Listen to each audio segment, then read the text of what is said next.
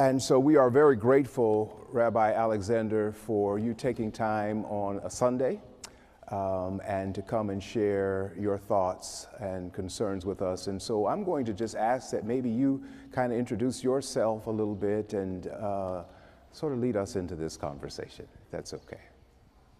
Thank you, Reverend. Your friendship means a lot to me. It's good to be home. Yay. I feel at home in this holy space.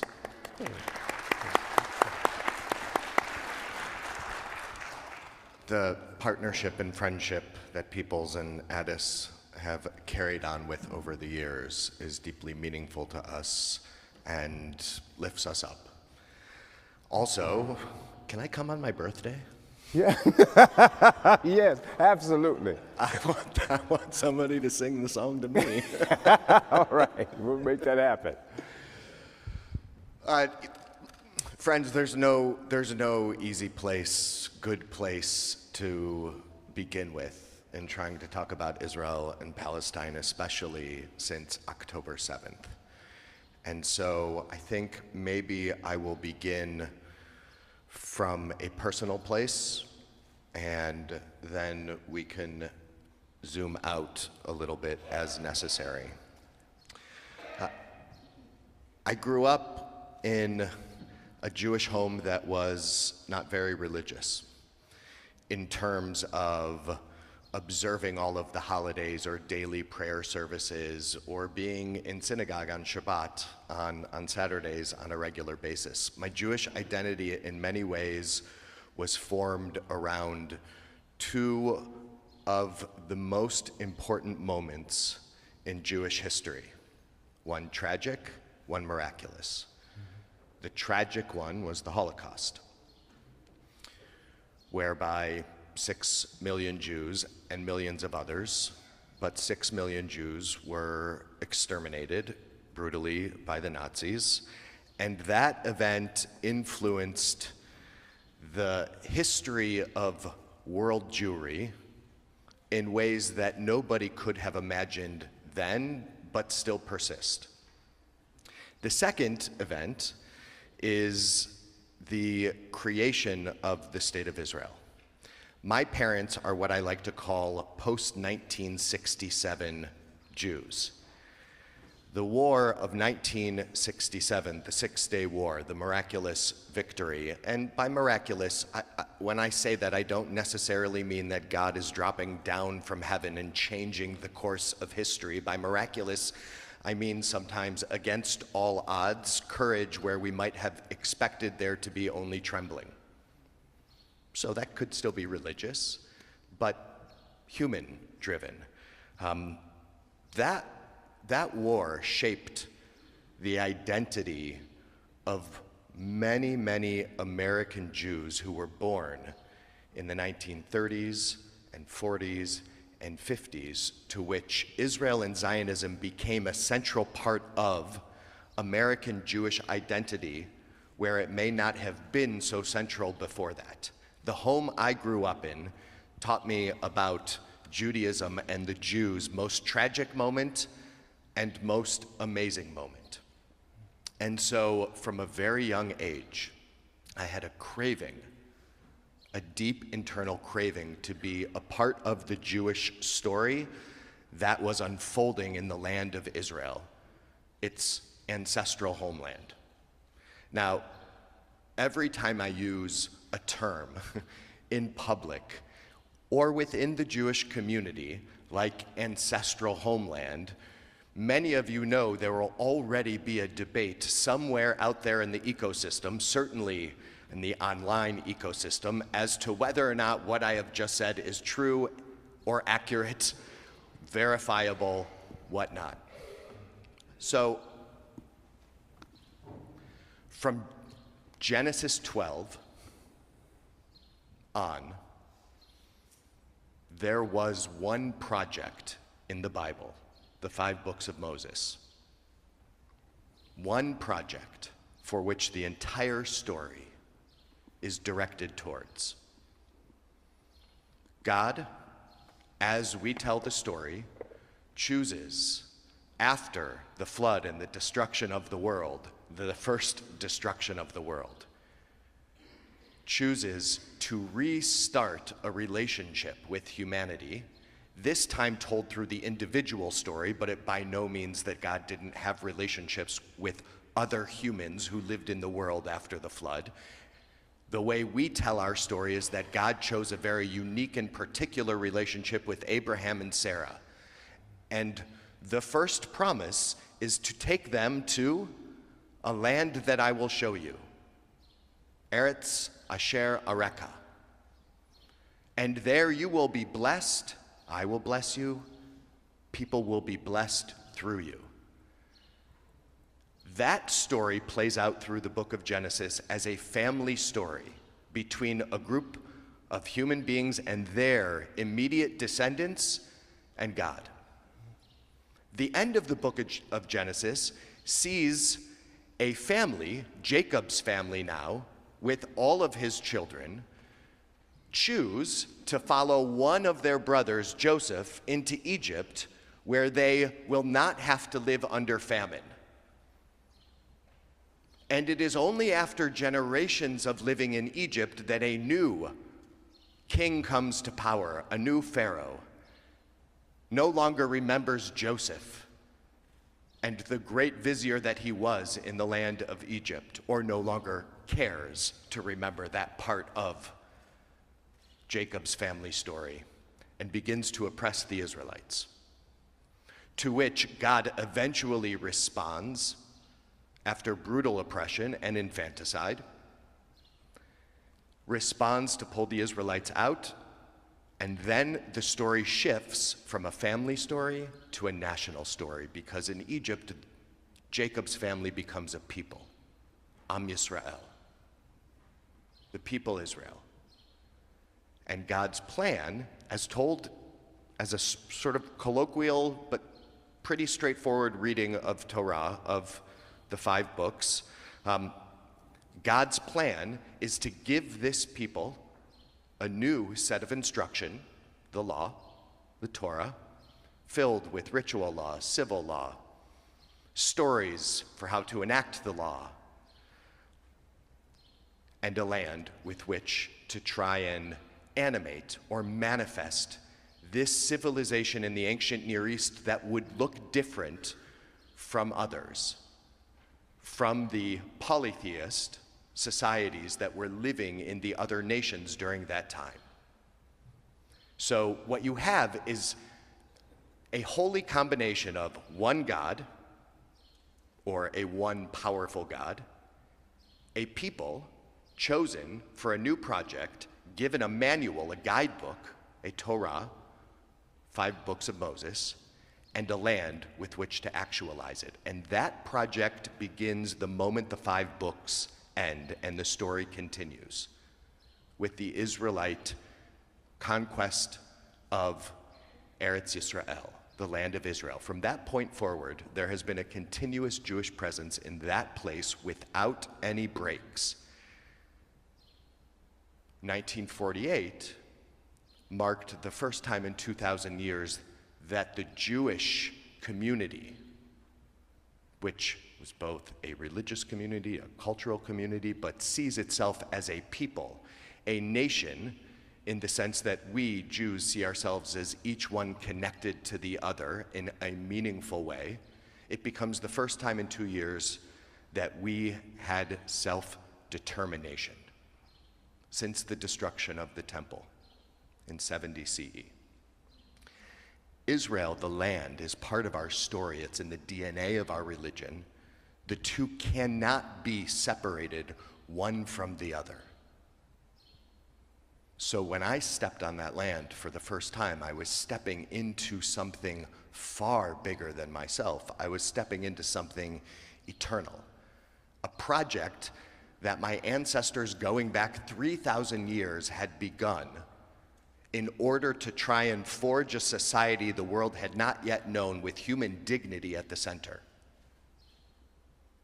The challenge with religious texts is they don't always translate well into political texts.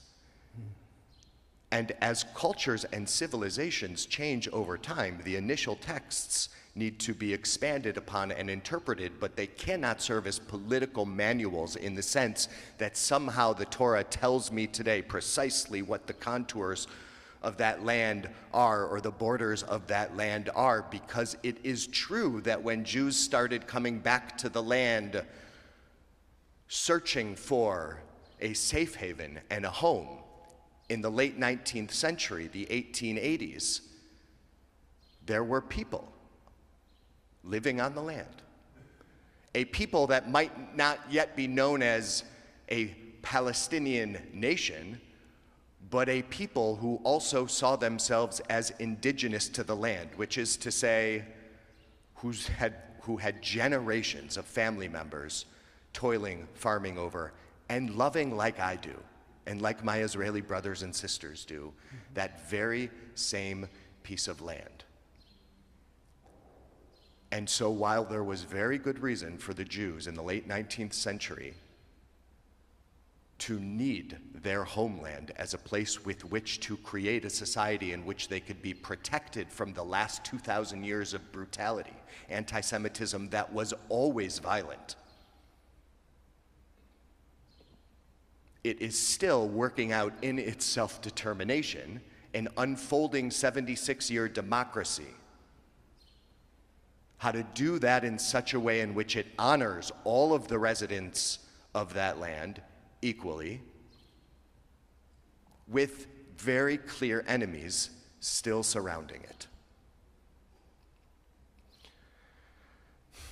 I wish I could tell you I had an answer, or that it would be easy, or that each person's plan would be a panacea for everything that has occurred in history. I wish that I could tell you that the plan President Biden laid out, which is a very hopeful plan, on Friday, will be accepted by Hamas, that the most difficult parts of the Israeli government, and there are difficult parts of the Israeli government, as there are of all governments, I wish I could tell you that they would accept it, but we are still working out what it means for two peoples deeply tied to the same sliver, and when I say sliver, I mean a sliver of land, can figure out how to live each with national self-determination, equality, and dignity. We're not there yet. We are not there yet. That was a long opening statement. Is that what you had in mind? I did have that in mind. I wondered in many ways how this moment, conversation, could also be a part of what we are used to here as a sermonic presentation. And so in many ways your words are sermonic, and I appreciate them. When you were here with our congregation back in January for Martin Luther King Day, you had just come back from Israel, I believe. Can you tell us a little bit about that experience? Yeah, I want to talk a little bit about October 7th, and I've been to Israel twice now since the war has begun. Once at the end of November, so within a month of being here, and then another month and a half after that, I journeyed to Israel with 16 members of the Addis Israel Congregation. So let's give a little form to October 7th from the eyes of those who are sitting in Jewish communities. October 7th was a holiday for us.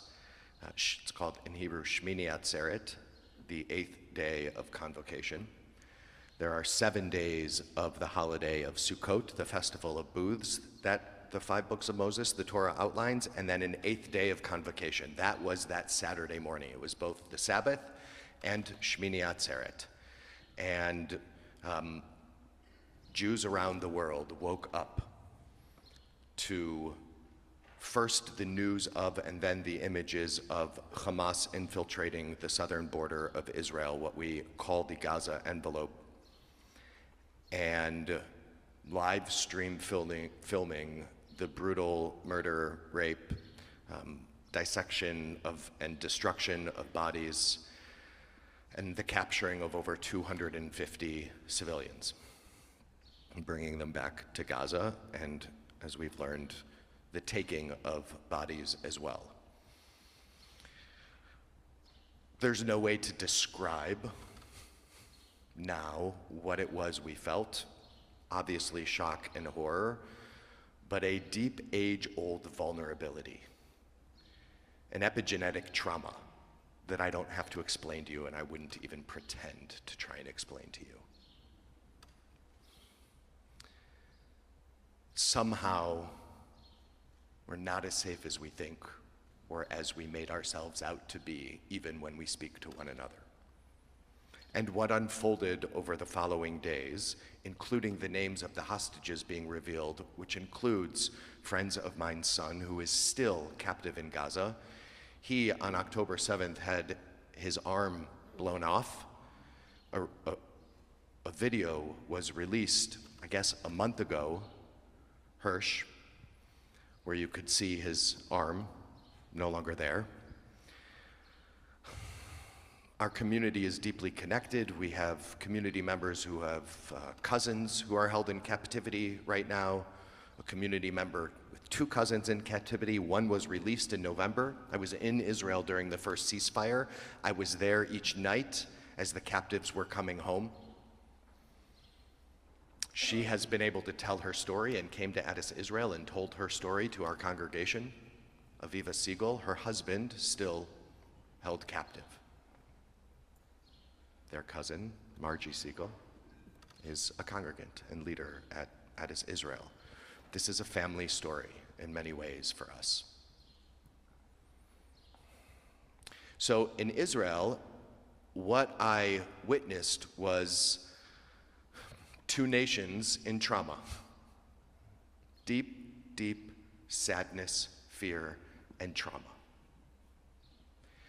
When you have a population of roughly 7 million, 7.5 million Jews, a few more million minority citizens, Arab citizens, Palestinian citizens, Druze citizens, and over 1,000 of them are killed in a day, there are no degrees of separation. Everybody knows somebody who was killed or taken or is simply half a degree away. And it means much of the nation will be called up for military service immediately, hundreds of thousands, which means everybody knows somebody who will be in harm's way. That is also true of the Palestinian population in Israel when it comes to residents of the West Bank and Gaza. The West Bank, an occupied territory, Gaza, not an occupied territory, although now there is an Israeli military presence, obviously. By occupied, I mean long-term.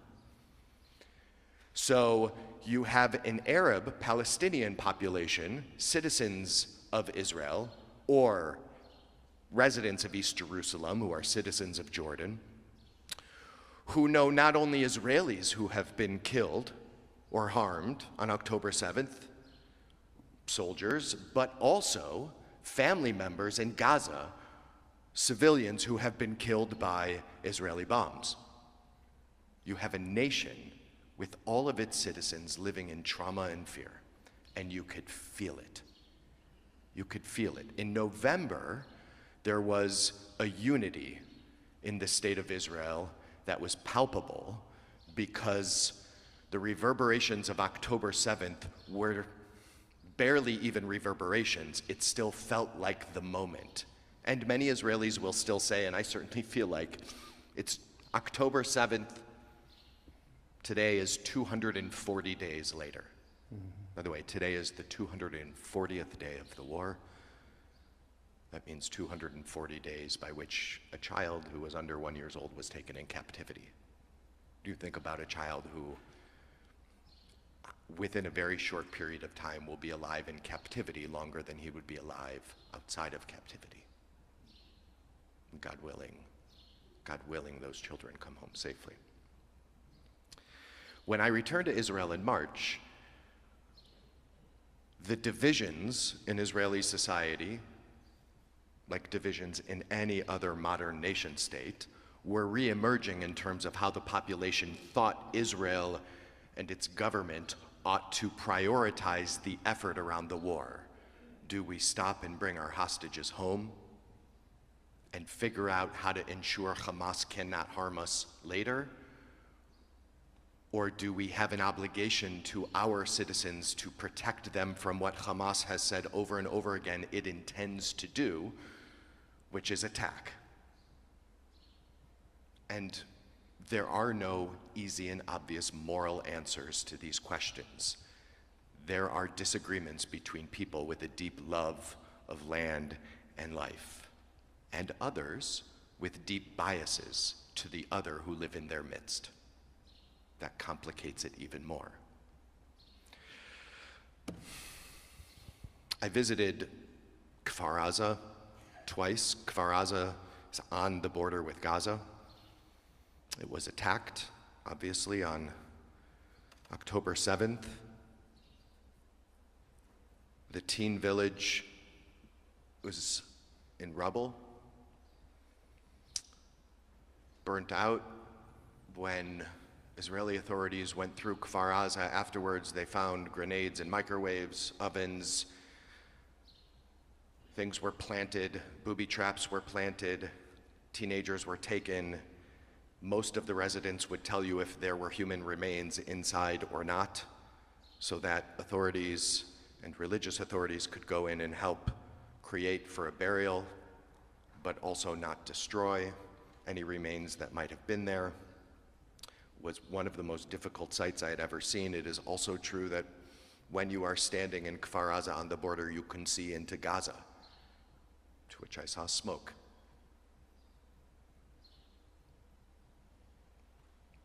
It's devastating. It is devastating. The loss of life is devastating.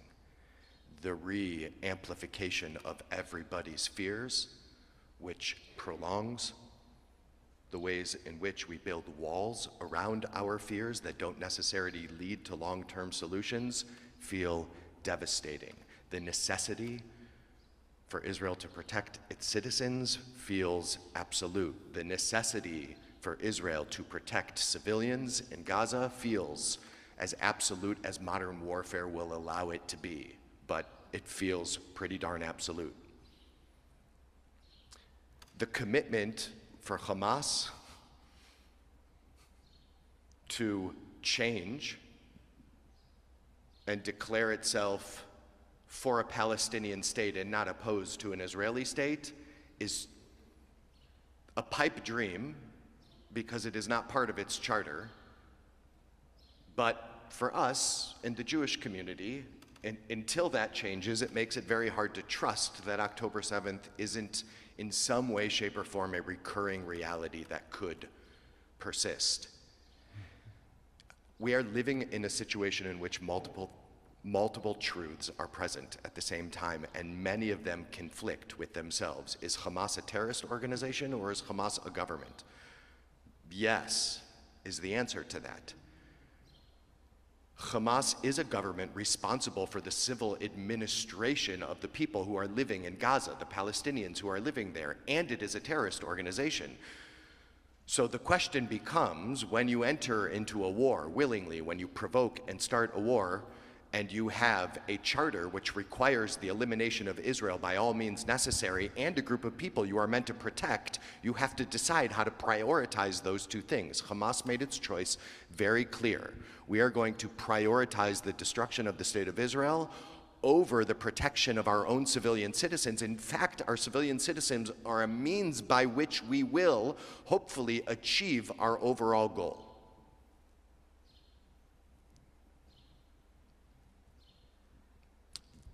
Two things can be in conflict, one with the other, to which moral human beings are required to make choices, compromises, prioritizations on a regular basis. Does the fact that Hamas uses civilians as human shields wipe Israel's hands clean of the destruction of Gaza?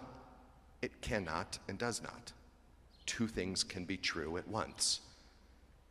It is necessary to protect one's citizens, and it is also a moral obligation to do one's very best to protect even the citizens of an enemy nation. Conundrums, painful, emotional ones. Thank you for that. You mentioned or alluded to the suffering of Jewish people at the hands of others who believed that their actions were justified, and they used sacred text as a way to justify. In light of such suffering, where is the line drawn in your interpretation of the Torah and your treatment or mistreatment of other groups?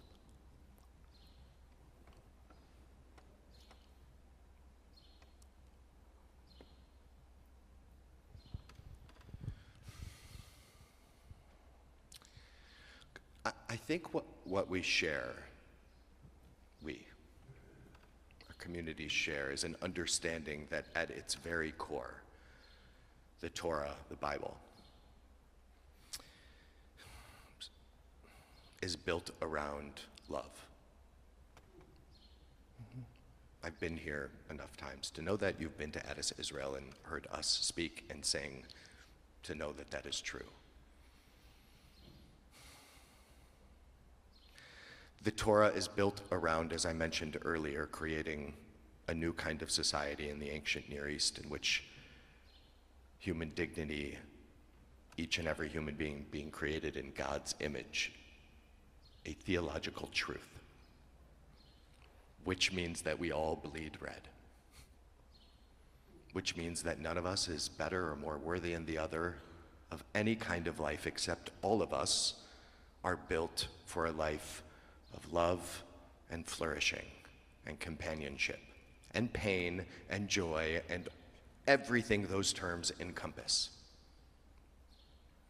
And so the use of religious texts to the diminishment of the divine spark within each of us is, in my mind, a crossing of boundaries or a sinning, depends which religious tradition we find ourselves in, to the precise language. The Torah cannot be used as a justification for the hurting of others, even for the sake of our own. And yet, if you've read the Bible, you know that I could find passages that contradict what it is I have just said. Everybody who has an opinion can find justification for that opinion within religious texts. So how is it that we determine over the course of history, when cultures changed, when empires and civilizations transition into nation states, how do we use the texts that have animated our religious traditions over the years as guides for what society can look like in a world that the authors of the Bible, divine or human, could never have imagined?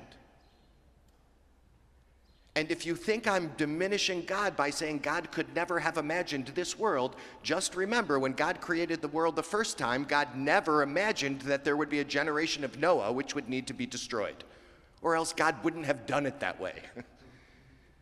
God looks back at history and has regrets because God can't predict the future. God only has us to help create the kind of future that is worthy of divine love. Thank God that divine love will come no matter what. Our shared traditions believe that. So, I don't have much patience for religious fundamentalists who are Christian, Jewish, or Muslim, who would take our sacred texts, which we believe are built around love, and used in a way such that they are turned into a political manual to exacerbate further unjust power at the expense of others. I have very little patience for that. I'm with you on that. I agree with you. So does that happen with Christianity, Judaism, and Islam? Every day in every place. Yes. We experience it here. You have experienced it here. I have experienced it here. There are times in my life in which I felt it more prescient than others. After 2016, certain kinds of anti-Semitism became normalized in ways that maybe we hadn't experienced in quite some time. Some of them backed up by literalist reads of the Bible that are now being treaded through society as if, the Jews, we've always known about the Jews. It's important for you all to know that the anti-Semitism that the Jewish community is feeling right now,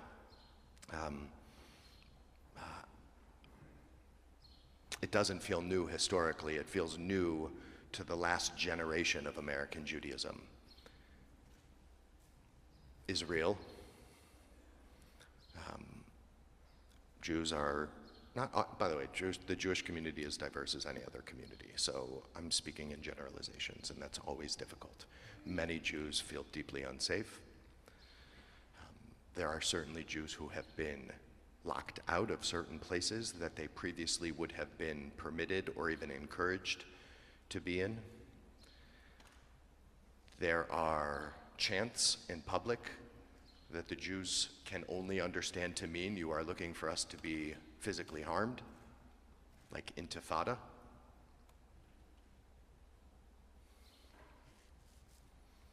There have been synagogues firebombed all around the world because people have decided that somehow, even if they hate the Israeli government, that somehow it's okay to take it out on Jews, as if we would do the same to a Chinese restaurant or a Chinese church in America based on what the Chinese government is doing to the Uyghurs. The double standard feels absolutely real. And also, just so you know, 2024 America, for the Jewish community, which is a diverse community, white, black, Asian. I mean, we are a diverse American Jewish community. 2024 is still the greatest time in the history of the world for Jews to live in a diaspora, hands down. We have had more opportunity in this country, and in fact, our stories meaning the white Jewish story and the black Christian story that were in some ways tied together several generations ago, in which we were included in many of the same restrictions that the black Christian community received systemically over time, faded away because of our perceived whiteness, which is a white-ish colored skin in this country actually categorizes you, again, as you know. And so this fear, this epigenetic generational fear and trauma that we carry has been muted for quite some time, at least within many parts of the Jewish community. And it's an important way to understand our relationship and how our stories might intersect in certain ways, but are also in this country very different. That needs to be said explicitly in order for us to move together in the partnership that we deeply crave. That's great. Yeah. You talk about the diversity of the Jewish community, and a number of us have had an opportunity to visit Adas Israel on several occasions. And I understand there are over 1,800 family units that make up Adas Israel. Tell us about the diversity of their opinions about what's going on in the Middle East. Oh, God. In some ways, this conversation is easier in a church than it is in a synagogue. I'm sure there are people in my community who are watching. They know that yesterday I talked about, it's hard to talk about Israel and Palestine in public these days, as you all can well imagine. And I carry a lot of anxiety with me when I speak about it in public, especially in a world that lets nobody forget anything. Everything is online, everything is recorded, and everything is used in sound bites with memes to hurt other people when they want to win an argument. Yeah. So for those of you who are aiming to tape small clips of what I might have said this morning, don't do it. You will. Oh, the shortest argument always wins, unfortunately. Look, the Jewish community is diverse. That attachment I talked about to the land of Israel and our desire for some kind of national self-determination which would create a place of safety for us with a 3,000-year history, many of those on the receiving end of brutal anti-Semitism, brutal anti-Jewish hatred. That is a normative and almost full majority position of the diaspora Jewish community. Israel, thank God, is here and here to stay. Are you a Zionist is an anachronistic question. Israel, because of Zionism, which is a modern political movement, modern meaning end of the 19th century, is a reality and will continue to be a reality. What kind of Zionist are you? And what is your relationship with the Jewish state? And how do you understand the politics internally in Israel, in which, like in this country, there is a gigantic polarization, a far right that seems to have an outsized amount of power, changing demographics that scare particular parts of society? You will receive a diversity of answers at Addis Israel that you probably cannot imagine. We have far left. There are non-Zionists who are part of the congregation. We have far right, those who would probably be happy if Israel reoccupied Gaza. We have what I would call, although it's an American term, a Reagan right. We have a very large center of likely progressive Zionists, those who are very much in favor of a two-state solution, who would like to see the occupation of the West Bank over with and done, who are interested in figuring out what it means to create two nation states on one sliver of land, who might disagree as to what political means will lead to that end, but who want that end. That is likely the majority of Addis Israel. What that means in the context of this war, do we prioritize the bringing home of the hostages first, the dismantling of Hamas first, the protection of civilian lives of Palestinians in Gaza first? We have Jews in our congregation who would like the state of Israel to prioritize civilians in Gaza as a first principle. We have those who would like, probably the majority, to prioritize the hostages as a first principle. All of these things are tied together. But we prioritize differently, and the Jewish community is going to be as diverse as any other. I think what's difficult for the Jewish community now, and what we are seeing erupt around the country, is that had the protest movement been one of peace and coexistence, like there is in Israel with Israeli Jews and Palestinian Israelis, coming together now in larger numbers that have come together in the past to say enough is enough, we are creating a shared society together, we will get there. The protest movement here have ignored what Israelis and Palestinians are trying to do, to the dismay of both Israelis and Palestinians, especially in Israel, and created a movement that seems to be, and it's almost impossible to read otherwise, as in support of Hamas's techniques for getting to Palestinian self-determination through the end of Israel. That's challenging, because I firmly believe if the movement would have started as a peace movement, a real peace movement, a coexistence movement, it would have been one in which American Jews and American Muslims came together, and a generation of young people that, by the way, I am moved by their passion,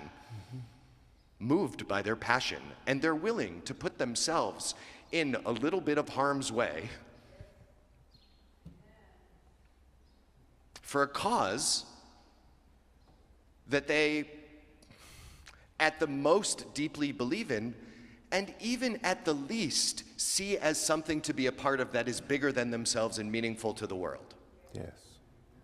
The fact that it's been co-opted by people who hate Jews and have always hated Jews, okay, that doesn't make me want to dismiss righteousness in the midst of. I just wish it looked differently, and I know that this could have gone differently and that the Jewish community would have supported it had it not turned to the edges in its anti-Semitism so quickly.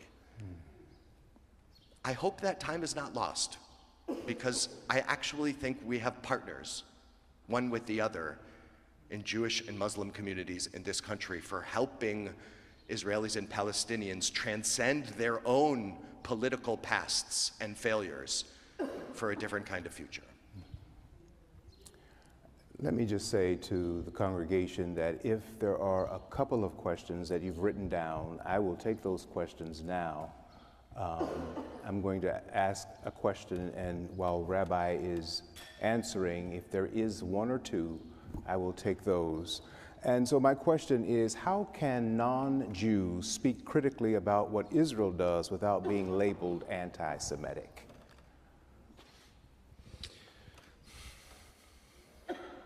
Criticism,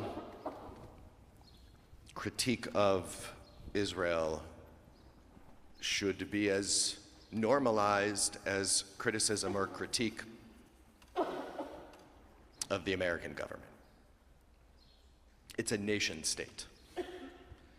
When you become a nation state, you take on the responsibility of governing. The responsibility of governing, in which you call yourself a democracy, means open to the critique of others and then a shifting of positions based on what it is the population demands or votes for. So for anybody to suggest that Israel is above reproach or cannot be criticized, I simply cannot understand how one can make that argument. So the question then becomes, what happens when somebody is making an argument critical of Israel that goes beyond nation-state critique and dives into critique of the very nature or soul of a nation, which cannot be seen in any other way but as evil?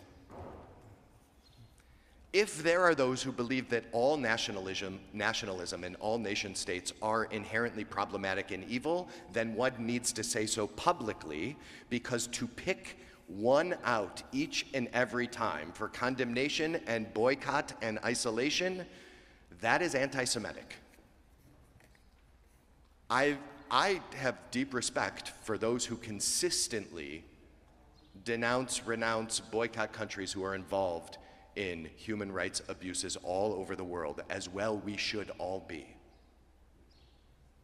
And yet the double standard feels unbelievably real. If critique of Israel is somehow trying to undermine Israel's very right to exist, but critique of other nations does not include that same sentiment, it feels like anti-Semitism, because it probably is. If critique of Israel entails somehow that Zionists, used pejoratively, are in control of power, the world, this country, right? That's one of the white supremacist, white nationalist claims, is that Zionists are controlling the American government, and behind the great replacement theory is, in fact, Jews who are trying to manipulate the population of this country.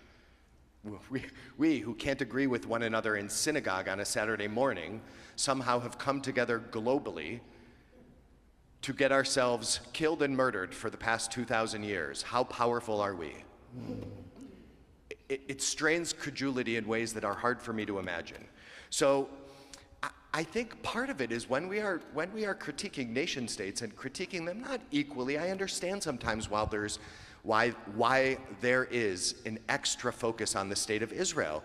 Israel is the recipient of billions of dollars from the United States, and those billions of dollars are used primarily for Israel's military. I believe Americans have a voice. We don't vote there, which means none of us can be held responsible, including Jews, for what happens in the state of Israel. But we ought to have a voice.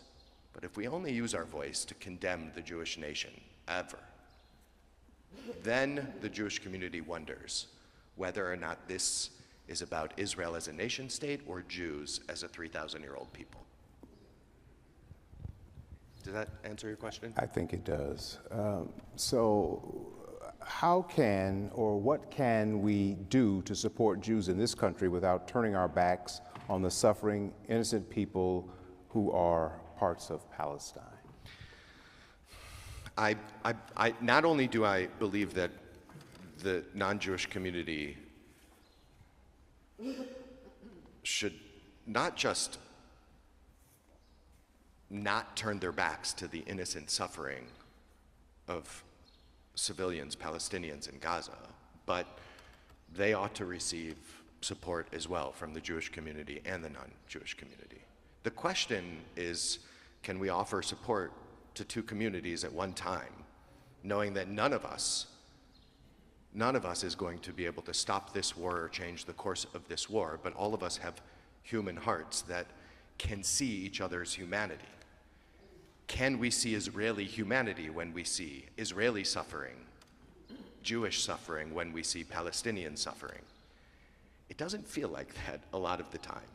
It didn't take long after October 7th for Israeli suffering to become denied, for the sexual crimes to be dismissed, or that somehow it was a great lie, video evidence and testimony put aside. Honestly, I think what we need to continue to do is call upon our leaders and the leaders of the protest movement to message human dignity for both Israelis and Palestinians, to demand dignity for Israelis and Palestinians, and to say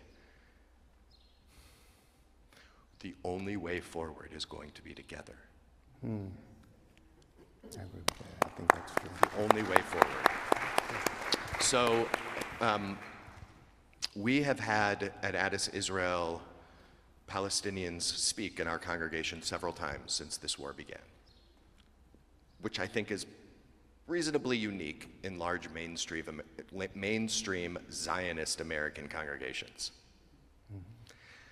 There's Omdim B'Yachad, Standing Together, A Land for All, another movement of shared society in Israel, Shacharit, which means morning, another institute for shared society. The Jerusalem Youth Chorus has performed with Palestinian and Israeli kids together on our bima, on our stage. While we support those who are in pain, we are going to lift up a third way. The binary, us versus them, has not worked. It has created more fear, more bias, more walls, more pain, more death, more occupation, more terrorism.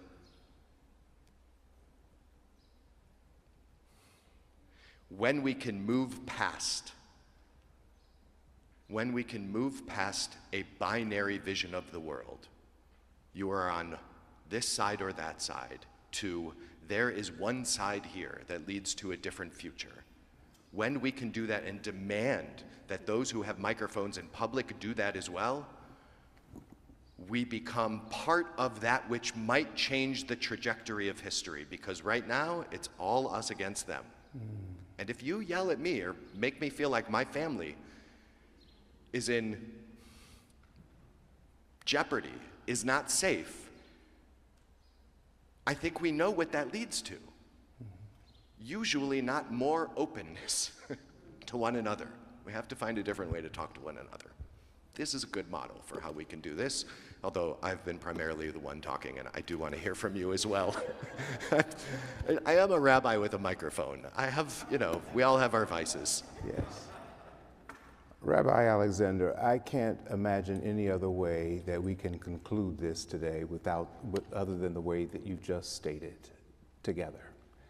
I really do appreciate you taking the time to come and share with us. We're going to hear from the Palestinian side, obviously, but we wanted to hear from you because you are our friend, and Addis Israel is our sister congregation is how we would say it. So thank you for coming today.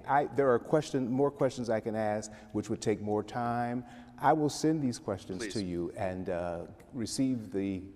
and I'll make sure that the congregation gets the answers. I will either answer in writing or maybe just do short video responses. Short, you probably by now, by now I have a hard time with short, but offer video responses. I'm so encouraged to hear that you will have a Palestinian and that voice in your midst as well. It's critical, and I believe that the messaging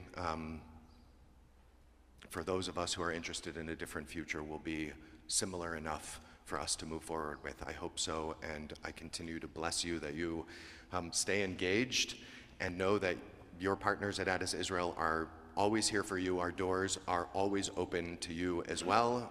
We will continue to share one another's homes. Thank you. Thank you.